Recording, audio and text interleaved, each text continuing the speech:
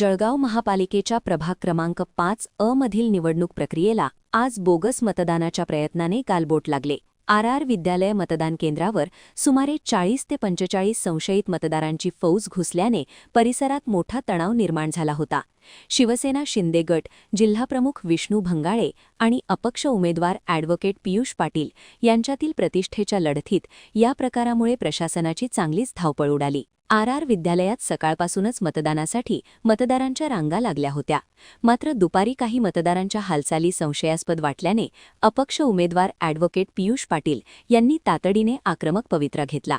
त्यांनी निवडणूक अधिकाऱ्यांकडे थेट तक्रार नोंदवत या मतदारांच्या ओळखपत्रांची पडताळणी करण्याची मागणी केली। तक्रार मिळताच निवडणूक निर्णय अधिकाऱ्यांनी सतर्कता दाखवत 40 ते 45 संशयितांची कसून चौकशी केली। या प्रकारामुळे निवडणूक प्रक्रियेला गालबोट लागले। प्रभाग क्रमांक 5 मधील पार्ट 2 या ठिकाणी पुन्हा मी सकाळी बोगस मतदार या ठिकाणी पकडून दिले होते।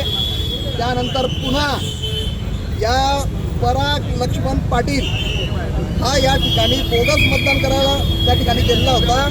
याचा आधार कार्ड आहे पराग लक्ष्मण पाटील, राहणार घर नंबर 45 वगैरे मधीपेठ, मुक्काम पोस्ट आसुदा, तालुका जळगाव।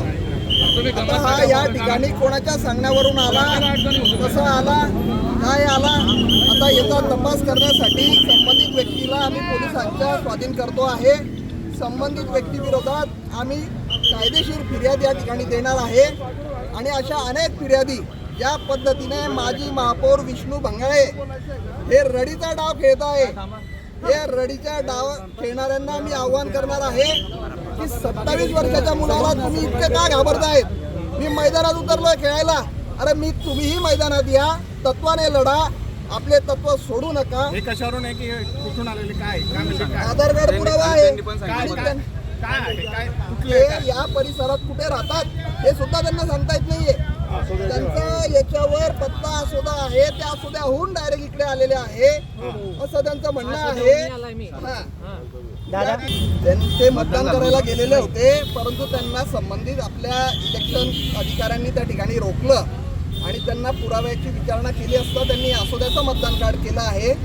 याचा अर्थ जर ती व्यक्ती या प्रभागात राहत नाही, त्या व्यक्तीचा या प्रभागाशी दुरान्वय संबंध नाही, असे व्यक्ती ग्रामीण भागातनं चाळीसगाव वाघळी असेल, आसोदा असेल, नशिराबाद असेल, इथून मतदानासाठी का आणले जात आहे? आपल्या पराभवाची इतकी भीती माजी महापौर विष्णू भंगाळेंना का आहे?